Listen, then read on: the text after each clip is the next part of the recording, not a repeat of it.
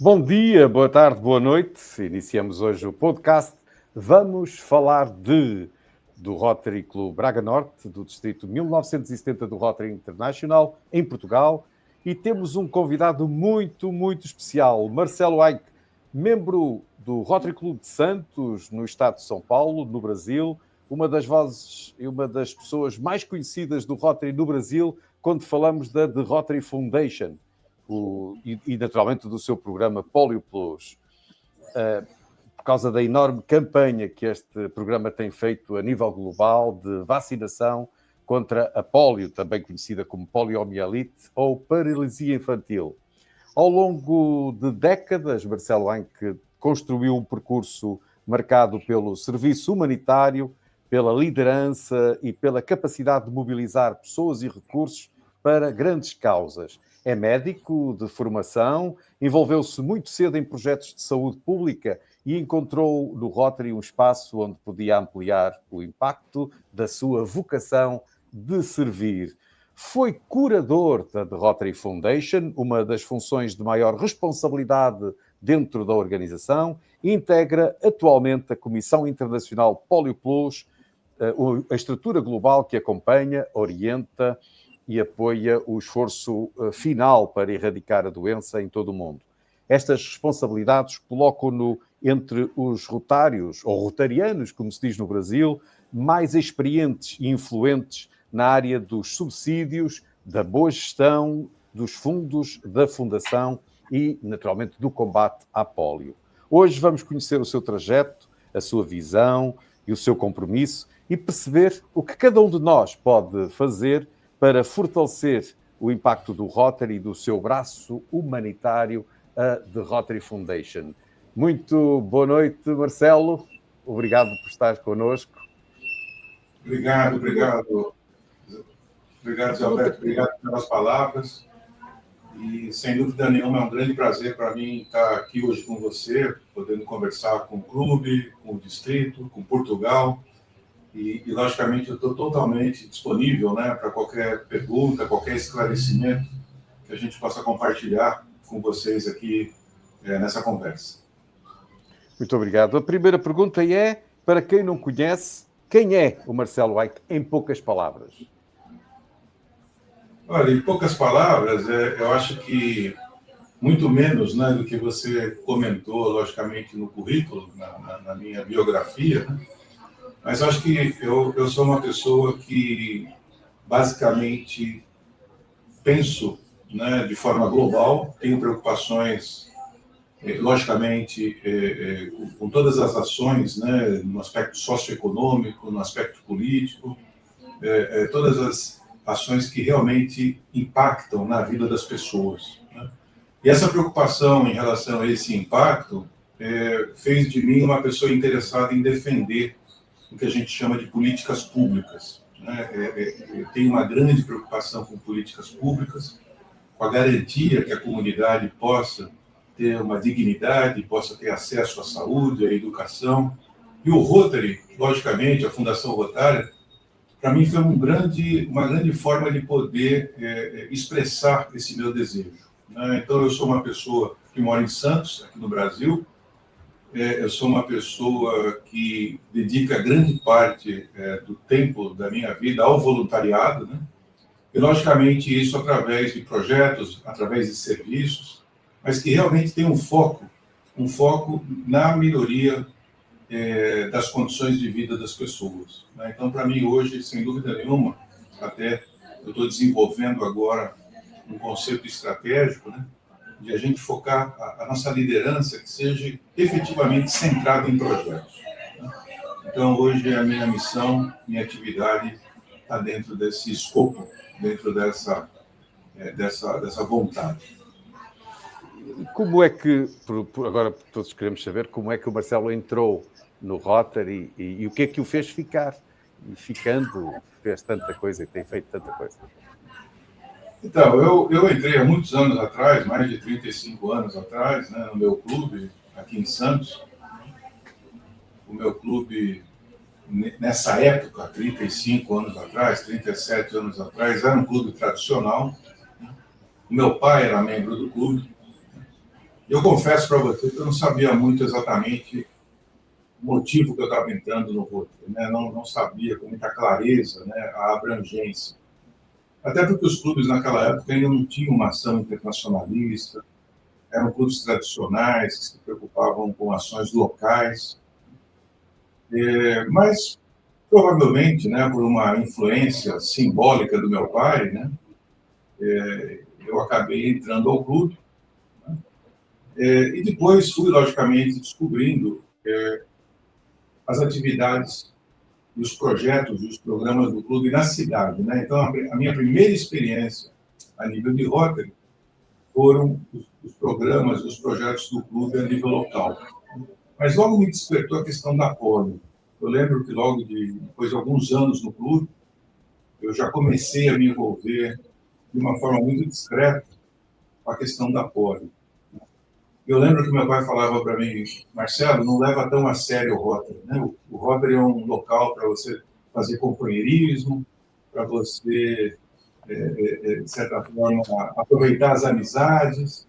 E talvez hoje, se ele fosse vivo, né? Talvez hoje ou ele poderia mudar de opinião, né? Ou ele poderia estar incomodado, né? Porque depois de muitos anos, eu acabei, logicamente, me engajando, né? E me dedicando muito à organização. Mas, basicamente, o motivo da minha entrada, simbolicamente ou não, deve ter sido em função do meu pai, né? E das ações do clube na cidade também. Isso, agora a pergunta que eu faço também foi como é que começou o seu envolvimento direto com a Rotary Foundation? Então, eu basicamente, em 2013, né, eu fui governador do Distrito 4.420, né, em 2006, 2007. Né, fazem muitos anos já. E em 2013, após, eu fui trainee leader, né, em 2013, 14, em San Diego, e a partir disso eu comecei a ter uma experiência internacional. E uma das iniciativas nessa época, em 2013, 2014, foi um envolvimento no Brasil, tentando participar, fazer advocacia com o Ministério da Saúde do Brasil, com a Organização Pan-Americana de Saúde no Brasil. Então, as minhas primeiras iniciativas relacionadas à polio datam de 2013, 2014, onde nós organizamos um seminário aqui em São Paulo para fazer um convênio com as agências que trabalhavam com saúde pública no Brasil.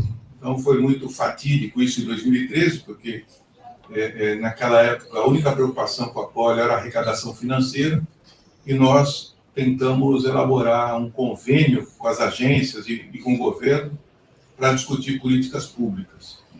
E foi muito interessante que nós tivemos um apoio de Evanston muito grande, a diretora da Polio Plus, a Carol Panda, que veio ao Brasil, para minha surpresa, e logo depois o ex-presidente John Kennedy me indicou para ser o advocacy no Brasil. Então, basicamente, com a polio, foi esse tipo de envolvimento e indiretamente com a Fundação Rotária também. Esta, sem dúvida, é muito interessante escutarmos isso, e agora vamos sempre equilibrando um pouco, porque percebendo que a polio faz parte, ou o combate à polio faz parte do programa e de uma das áreas de trabalho enorme, aliás, a principal da Rotary Foundation, a pergunta que eu faço é como é que se distingue, como é que se consegue distinguir a Rotary Foundation de outras organizações, ou o que é que outras organizações filantrópicas, onde é que ela realmente se destaca? Eu acho primeiro, né, que a Fundação Rotária ela tem um caráter muito especial, né, porque ela está muito interligada à Rotary Internacional. Né? Logicamente, a Fundação Rotária tem uma missão específica de gerenciar, de arrecadar fundos, gerenciar responsavelmente os fundos, discutir a nossa organização estrategicamente e principalmente, desenvolver os programas humanitários e os programas educacionais. Então, eu diria que a Fundação Rotária é o coração de Rotary. né, a Fundação Rotária, efetivamente, é um facilitador para os rotarianos nos seus clubes e nos distritos poderem desenvolver os seus programas a nível local e a nível global. Então, acho que a grande diferença nossa para outras organizações, né, primeiro, é o voluntariado. Né? Segundo, é que nós estamos totalmente alinhados com as diretrizes das Nações Unidas. Nós temos as nossas áreas de enfoque, nós temos os nossos subsídios muito bem definidos, e outro diferencial também é a nossa internacionalidade, porque, logicamente, nós partimos de um pressuposto que os programas humanitários, independentemente de serem na minha cidade ou na sua cidade, a gente parte de um pressuposto que eles devam ter, logicamente, um embasamento técnico muito consistente, os projetos têm que seguir requisitos e parâmetros muito consistentes, os projetos têm que gerar um impacto, e esse impacto tem que ser mensurado, o projeto tem que ter uma parceria também que possa, de certa forma, dar uma sustentação financeira, mas o mais importante, em cima de todo esse escopo, de toda essa estrutura, é realmente a troca de experiências entre os rotarianos. Né? Porque quando você faz um projeto, quer seja ele um subsídio distrital, um subsídio global, os clubes, os rotarianos, eles acabam, logicamente, desenvolvendo experiências comuns, aprendizados comuns. Né? Então, a somatória de tudo isso, sem dúvida, coloca a Fundação Rotária como uma entidade eficiente, né? Que engaja as pessoas e que gera resultados. Né? E respondendo a sua pergunta, né, dificilmente outras conseguem ter todo esse contexto numa entidade única. E de que forma é que os clubes Rotary, naturalmente, podem melhorar para usar melhor os recursos da Rotary Foundation? Então, essa pergunta é uma pergunta-chave, né? Eu tenho percebido que ainda existe, talvez, tanto nas nossas lideranças distritais, a nível de governadores, a nível de equipes distritais, a nível de clubes, o que eu percebo é que ainda a Fundação Rotária ela está sendo vista como um complemento às atividades do clube. Né? O meu clube vai receber um subsídio distrital. Né? Então, existe uma percepção da Fundação Rotária como uma entidade que vai doar financeiramente um valor para o clube. O meu clube vai fazer um subsídio global. Né? O que a gente propõe, efetivamente, é que as lideranças elas centrem as suas atividades na Fundação Rotária. A Fundação Rotária não pode ser um complemento, mas, ao meu entender, a Fundação Rotária deve ser entendida como a espinha dorsal, né? Como o diferencial, né? Como efetivamente um instrumento para a gente poder centrar todas as nossas ações de liderança. E isso, logicamente, vai gerar um ciclo virtuoso. Porque uma coisa é clara, qualquer pessoa que tenha uma experiência com um projeto, um programa da Fundação Rotária, essa experiência no clube, no distrito, vai gerar nessa pessoa um engajamento tal que a fidelização dela vai ser garantida por muito e muito tempo. Né? Então, logicamente, nós temos que, primeiro, desenvolver, junto às nossas lideranças, né, uma forma que, no seu discurso, na sua comunicação, efetivamente se divulgue os programas e projetos da Fundação Rotária. Nos clubes, o que a gente coloca também é que durante o ano todo a Fundação Rotária seja discutida mês a mês. Né? Muitas vezes se discute a Fundação Rotária em novembro. Né? Muitas vezes se discute a Fundação Rotária quando alguém ganha um subsídio. Né? A discussão da Fundação Rotária, ou em outubro, quando é o mês da polio, né?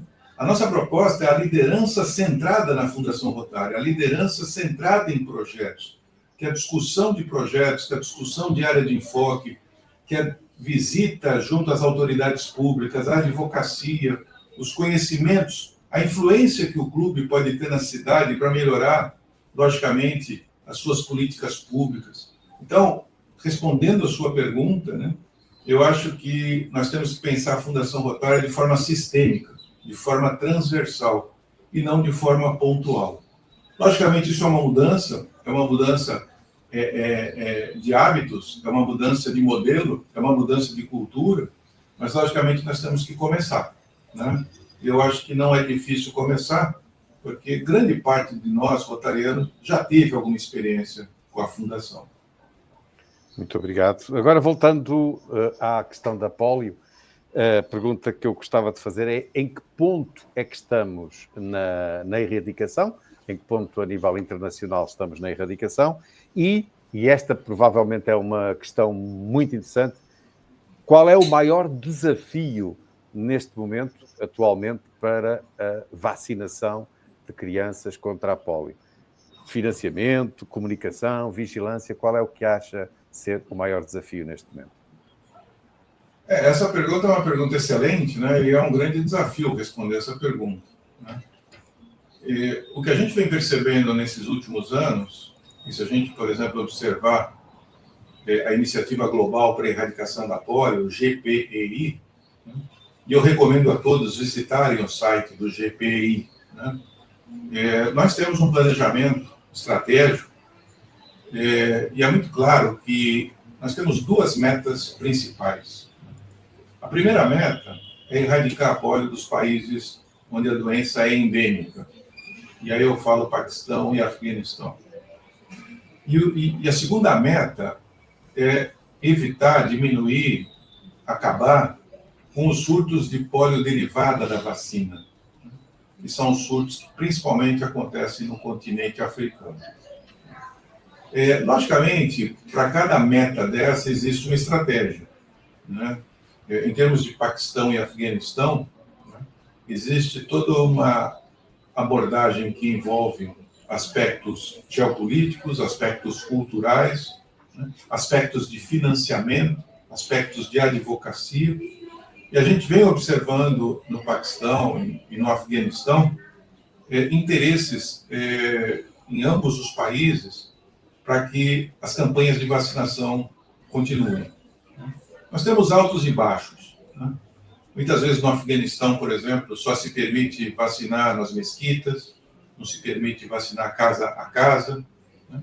Muitas vezes existem algumas restrições que as mulheres façam a vacinação, e aí você faz novas negociações, você conversa novamente, e você tem avanços, e você tem recuos. No Paquistão também a gente tem hoje um apoio muito, muito, muito intenso nas campanhas. Tivemos agora recentemente uma campanha nacional que teve um efeito sobre milhões e milhões de crianças. Então, eu acho que essa política, ela é uma política que está sendo administrada dentro do possível, né? E, logicamente, o que a gente vem percebendo, e falando um pouco da meta número 2 na África, né, também é importante informar que a polio derivada da vacina, né, ela é vinculada à vacina oral, né, tanto que no mundo todo hoje a vacina oral ela está sendo banida, né, dando-se preferência à vacina injetável, e também que há cerca de 3, 4 anos foi desenvolvida por um investimento da Fundação Gates e do Gavi, a Aliança para Vacinas, né, e com o apoio do Rotary também, o que a gente chama da nova vacina oral, que é uma vacina também protegida, uma vacina que diminui em muito a questão da polio derivada da vacina. Então, com essa vacina nova, né, que hoje é usada para surtos, com a melhoria das coberturas vacinais, a gente tem observado resultados melhores esse ano. Agora, uma coisa é clara, né?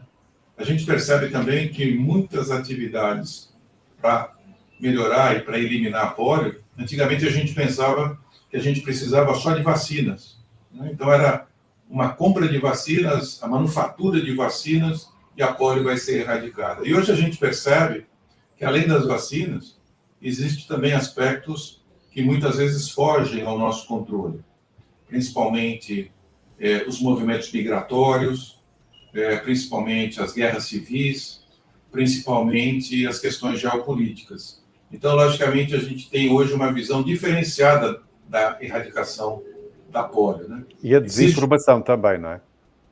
Na questão da desinformação, que foi a tua segunda pergunta, né? Eu coloco, né, de uma forma muito pragmática, né? Quando as pessoas hesitam a serem vacinadas, né, famílias, pais, mães, e isso ocorre em pessoas desde classes mais vulneráveis até classes mais economicamente mais abastadas, né? Não é um fenômeno que você perceba numa classe social específica, mas essa hesitação está ocorrendo de uma forma que transpassa a questão socioeconômica, né? E o que a gente percebe hoje, e várias avaliações que várias agências têm feito, é que hoje existem vários fatores que interagem, né? A desinformação é um, né? A questão, por exemplo, de crenças ou de posições muito ortodoxas, por exemplo, né? A desinformação, né? O não conhecimento da doença, porque muitos profissionais de saúde, inclusive, não sabem o que é pólio, né? Muitos pediatras, muitas vezes, quando o nenê nasce, né, e você tem o puerpério, a vacinação após o nascimento, né? Muitas vezes, nesse momento, você tem a primeira vacina, a segunda, a terceira já se perde o acompanhamento. Então, respondendo a tua pergunta, né, existem multifatores que dificultam, né? Nos países ainda em desenvolvimento, os aspectos financeiros também, o custo também interfere para as famílias, né? E o que a gente vem percebendo, né, é que as campanhas e propagandas oficiais, as campanhas e propagandas tradicionais, né, não estão tendo um efeito que a gente espera eficiente, né? Antigamente, quando você fazia uma campanha na televisão, que você pedia o apoio das famílias, punha uma criança, uma fotografia, punha aquela campanha no fim de semana, aquilo sensibilizava as pessoas a irem aos postos de saúde.